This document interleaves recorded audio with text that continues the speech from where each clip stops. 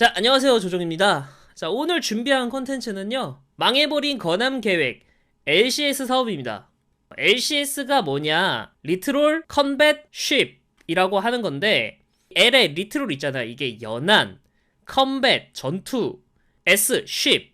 그래서 연안 전투함 사업이라고 하는 게 맞습니다. 사실 이 LCS가 맨 처음에 나왔을 때만 해도 미래는 이런 LCS함이 이제 지배하는 다목적함의 세상이 될 것이다, 뭐 이런 식으로 많이 얘기를 했었거든요. 그 사업을 시작하고 난 다음에 거의 20년이 지났어요. LCS의 시대가 됐나요?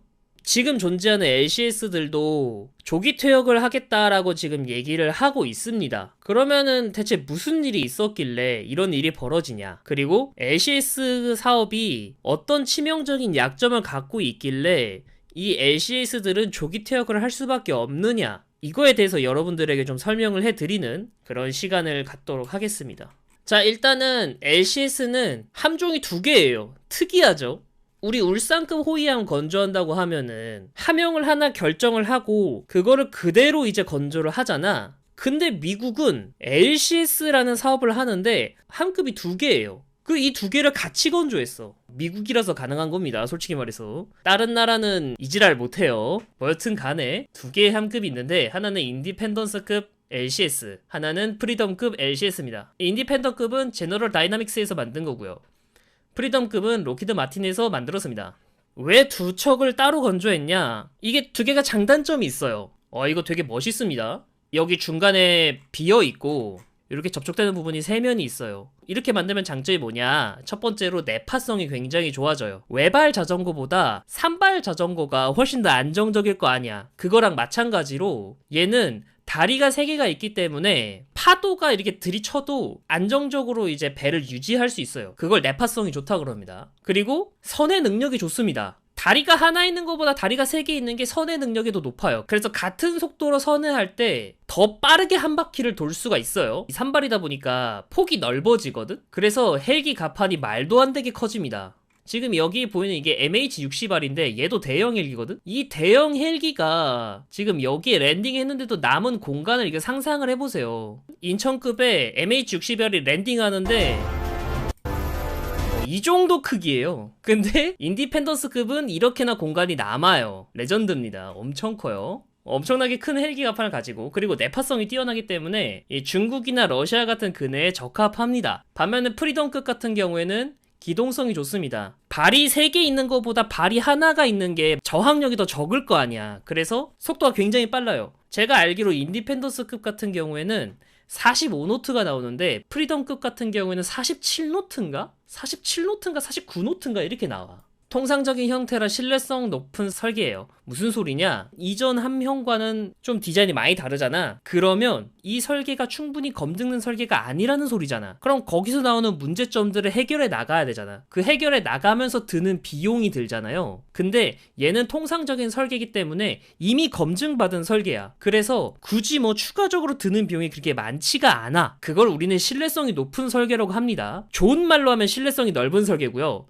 나쁜 말로 하면은 보수적인 설계다, 이렇게 표현하기도 해요. 그래서 이제 프리덤급 LCS 같은 경우에는 중동 해역에 파견하기가 좋습니다. 이 두 장점이 있어요. 그래서 프리덤급 LCS는 대서양에서 많이 작전을 하고요. 인디펜던스급 LCS 같은 경우에는 태평양에 많이 작전을 하는 그런 양상으로 나눠져 있다고 보시면 돼요. 자, 그럼 왜 건조했냐? LCS를 건조한 이유는요, 연안에서는 기존 함정으로 대응하기가 어렵기 때문이에요. 연안에서 전투하기 위한 특징을 살리기 위해선 작고 다양한 임무에 적합한 군함이 필요해요. 근데 이게 과연 작다고 표현할지 모르겠어. 이 LCS들 만재 배수량 기준으로 얘가 3100톤이고 얘가 3500톤이에요. 인천급 호위함의 만재 배수량이랑 거의 같거든? 과연 작냐? 라는 생각이 듭니다. 그리고 연안에서 다양한 위협에 대응 가능한 함정이 필요하기 때문입니다. 일단은 LCS의 가장 큰 특징은 빠른 속력이에요. 그 누구보다 다른 정말 말도 안 되는 속력을 가지고 있습니다. 그리고 모듈러를 통해 대응을 할 수 있습니다. 참고로 이제 워터제트가 있는데,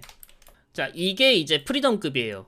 이게 프리덤급의 워터제트입니다. 인디펜던스급은 워터제트가 이런 식으로 돼 있어요. 좀 설계가 다르죠. 얘는 이렇게 돼 있고 얘는 이렇게 돼 있고.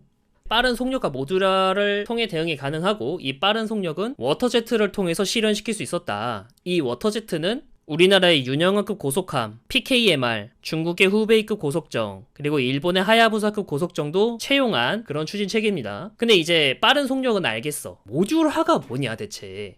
얘네들 무장이 좀 빈약해 보이지 않아요? 57mm 함포 하나 있고요. 여기 보이는 거 요거는 C램, 요거는 일반적인 램입니다. 그리고 여기 앞에 보이는 거 VLS처럼 보이는데 헬파이어 미사일을 날릴 수 있어요. 그리고 뒤에 헬기갑판 이렇게 있어요. 이거밖에 안 돼요. 농담이 아니라 무장이 정말 이거밖에 안 돼요. 그러면 어떻게 연안에서 다양한 위협에 대응할 수 있느냐? 모듈화 때문입니다. 프리덤급하고 인디펜던스급 같은 경우에는 이 배의 기본적인 형태는 그대로 있어. 임무에 따라서 새로 무장을 장착을 해가지고 출항하는 거예요. 예를 들어서 지금 대수상전이 필요해. 그러면 SUW 모듈을 장비를 하고 출항을 해요. 그 다음에 잠수함을 잡아야 돼. 그러면 ASW 모듈을 장착을 하고 출항을 해요. 우리의 항로를 방해하기 위해서 기뢰를 존나 깔았대.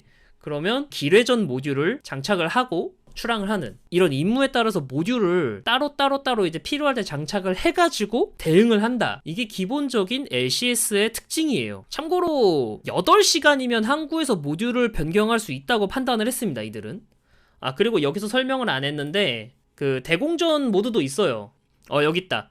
이거 보이죠? 이거 이 여기 컨테이너에 미사일 들어가 있거든? 그래서 발사하는 시스템이에요. 그래서 잘 보면 요런 식으로 여기 SM6 미사일이 장전이 돼서 빵빵빵 쏘는 거야.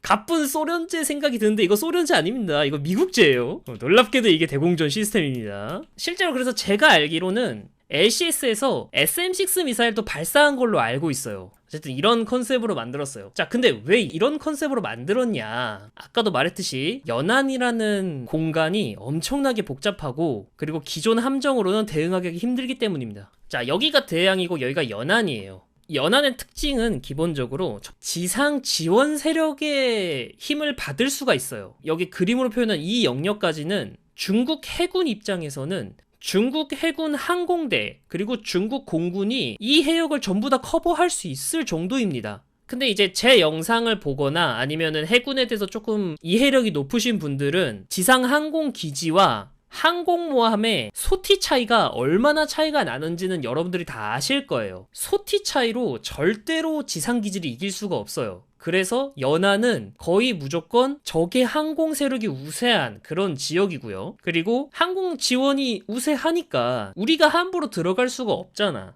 게다가 이제 적은 항공기뿐만 아니라 기뢰나 잠수함도 여기에 드글드글 하거든. 왜냐? 항공 지원이 빵빵하게 지원이 되니까 잠수함도 마음대로 돌아다닐 수 있고 기뢰도 마음대로 깔 수 있고 고속정들도 마음대로 활동할 수 있어요.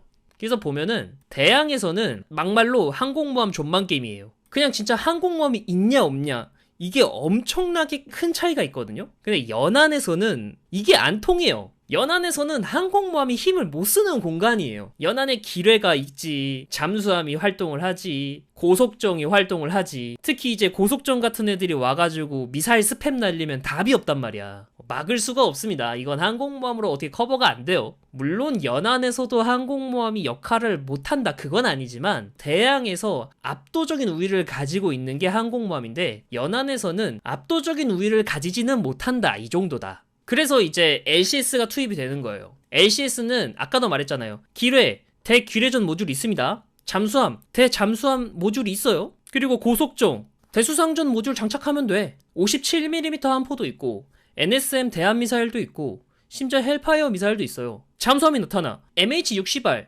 대잠 장비 막 장비한 다음에 이함시켜가지고 잠수함 탐색하라 그러면 돼. 그리고 이 LCS의 자체 소나는 없지만 예인 소나는 있어요. 그리고 가변 심도 소나가 있기 때문에 그걸 바탕으로 해서 잠수함의 위치를 찾으면 돼. 그리고 기뢰 같은 거 막 깔려있어. 그러면 나이트피쉬 UUV 있거든? 요거를 통해가지고 기뢰 제거하면 돼. 정말 완벽합니다. LCS의 단점이 연비가 구리고 연안에서밖에 작전을 못한다라는 단점이 있는데 어차피 연안 전투함이야. 그거는 단점이 되지 않고 연비가 더럽게 떨어진다. 그것도 괜찮아. 어차피 연안에서만 작전하잖아.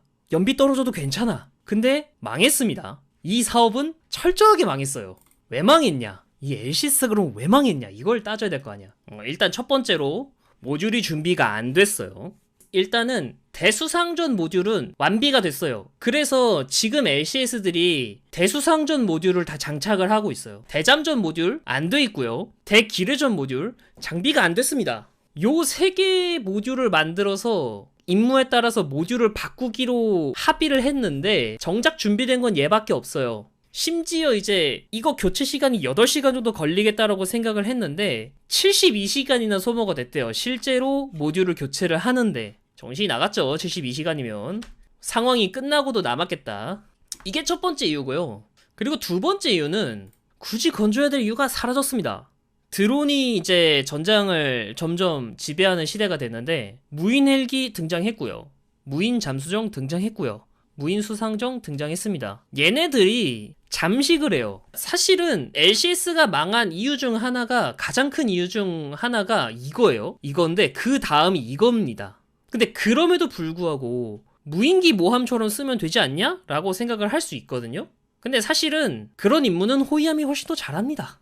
일단 기본적으로 호위함들은 어느 정도 크기가 되기 때문에 드론들을 많이 장비를 할 수 있어요. 심지어 이제 헬기 갑판이나 이런 데에서도 드론 사용하면 되니까 드론 모함으로 사용할 수 있냐라는 논리는 그대로 호위함에서 쓸 수가 있어요. 심지어 LCS에서 사용하기 위해서 모듈화한 장비들 있잖아요. 대잠전 장비, 대공전 장비, 대수상전 장비, 대기란전 장비 이런 거 있잖아. 이거 얘네들을 위해서 따로 만들어야 되잖아. 근데 이 장비들이 예전부터 없었던 게 아니야. 이제 LCS가 등장해서 얘네들을 위해서 새로 만들어진 게 아니에요. 기존에도 있었어. 대잠전 관련해서는 예인 소나와 헐마운트 소나가 있었어요. 예전부터. 대공전, 마크 41 VLS 있고, KVLS 있고, 심지어 이거는 이지스함부터 호위함까지 다 겸용으로 쓰기 때문에 장비 가격 자체가 더 싸. 대수상전 훨씬 잘합니다. 얘네들 기본적으로 117mm 암포예요. 얘 뭐 쓴다고? 57mm 암포. 얘네 뭐 쓴다고? 117mm 암포. 그리고 심지어 대한 미사일도 얘네들이 훨씬 많고요. 대기뢰전을 위한 무인 잠수정 사용할 수 있어요. LCS보다 훨씬 더 잘 쓸 수 있겠지. 근데 현대 호위함만 보면은 우리가 미국 같은 뻘짓을 안 해가지고 이런 배들을 운영했는데 얻어 걸린 느낌이잖아. 근데 사실 미국은 올리버 해저드급 호위함이 있었습니다. 올리버 해저드급 호위함하고 지금 LCS하고 비교해도 올리버 해저드급이 더 잘할 거야. 드론을 얘네들만 쓰는 게 아니잖아. 드론은 다 쓸 수 있기 때문에 LCS만의 장점을 가질 수도 없고 결국은 함체 스펙만 가지고 비교를 하면은 올리버 해저드급이 대체 LCS보다 모자란 게 뭔데? 속도가 느리다라는 단점 빼곤 없어요. 올리버 해저드급이 제가 알기로 30노트가 겨우 나오거든? 근데 얘네들은 최고 속도를 내면 45노트, 47노트 이렇게 내잖아. 그거를 생각하면은 얘네들이 이제 속도의 우위를 가질 순 있겠지. 근데 문제는 엄청나게 높은 속도를 실현하기 위해서 가격이 미친듯이 올라갔습니다. 자, 여기 보이는 DDG-51 알레이버그급이 88밀리언 달러래요, 한 척에. 근데 이 새끼는 백값만 64밀리언 달러예요. 아까 말했던 미션 모듈 있잖아. 그 미션 모듈 따로 개발하고 배치를 해야 되잖아. 그 가격이 1,500만 달러입니다. 그래서 요거 두 개를 합치면 7,900만 달러예요. 가격 차이가 얼마 안 나요. 그러면은 차라리 그냥 알레이버크급을 건조하지 굳이 얘를 왜 건조해. 그래서 망한 거예요. 잠깐의 정리를 해보면 LCS가 망한 이유, 첫 번째, 모듈이 준비가 안 되어 있습니다. 두 번째, 건조해야 될 이유가 사라졌습니다. 세 번째, LCS를 투입하는 임무는 호위함이 훨씬 잘합니다. 마지막, 그런 주제의 가격은 더럽게 비쌉니다. 만약에 이 모듈화를 할 수 있는데 가격이 이쯤 됐다. 그러면 고민해 볼 수 있을 거야. 참고로 말하는데 LCS 사업할 때 모가미가 LCS 비스무리하게 건조되려고 했었습니다. 미국은 임무 모듈화 해가지고 그때그때마다 항구에서 장비를 체인지해가지고 임무를 뛴 다음에 우리도 그거 채택하자 라고 했는데 해자대에서 이 약물고 막았다는 그런 풍문이 있습니다. 정답이었죠.